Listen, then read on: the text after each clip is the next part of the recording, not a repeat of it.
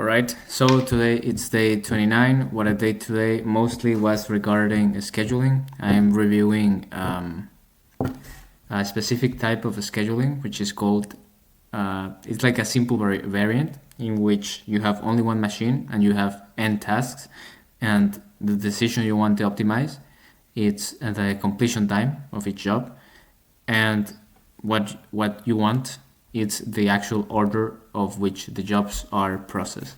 So the way to imagine this, it's you have some sort of jobs. You have job 1, job 2, job 3, and each job has an associated time. Let's say the job 1 has 4, the job 2 has 2, and the job 3 has 7. This is the time. Let's call it PI. And choosing a scheduling means, for example, if I choose that I want to do first the job 1, then the job 2, and then the job 3, I'm gonna finish the job 1 at time 4, the job 2 at time 6, which is 4 plus 2, because in order to do job 2, I need to finish job 1, and then I need to take the processing time of job 2. And then for job 3, I mean, it's not, it's C. It's gonna be 6 plus 7, which is 13. And if we do a sum of all this, we have a completion time of all the jobs. So we have the sum of CI is gonna be 1923. All right. So this is the objective function. We want to minimize this by choosing this, which is the order of the jobs, essentially. And given this problem, the first I mean, there is a simple intuition that we can make out of this, which is the best ordering that would optimize this. It's the sort all jobs by the processing time, and starting the ones that has the shortest amount of processing time. And I think it makes sense because you have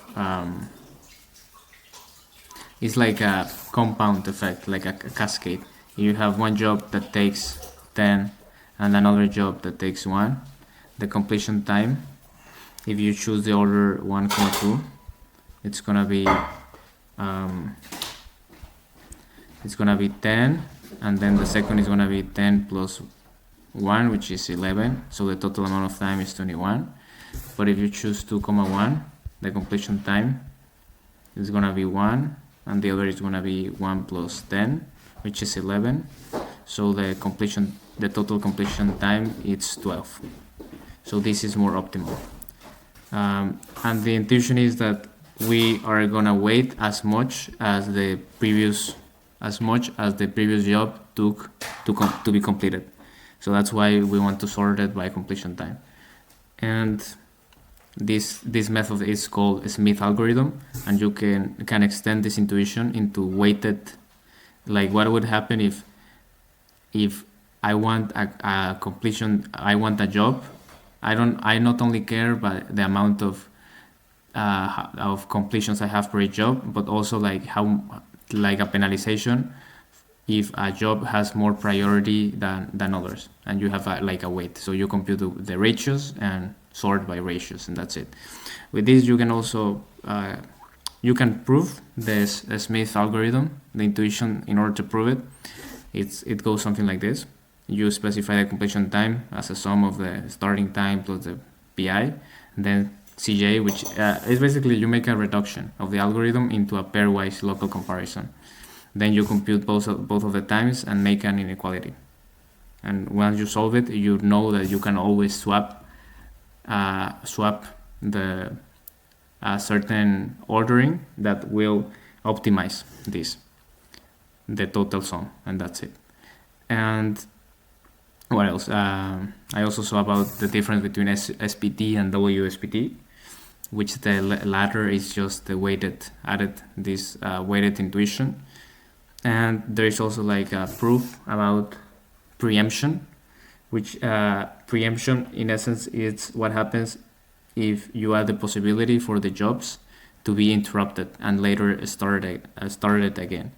And basically what we want to prove is that if we allow preemption, any optimal solution is still non-preemptive. And the way to prove it, the main intuition is that to prove this, it implies that allowing interruption doesn't improve the optimum. Yes. And yeah, I think I'm gonna continue doing a scheduling, and that's gonna be it. All right.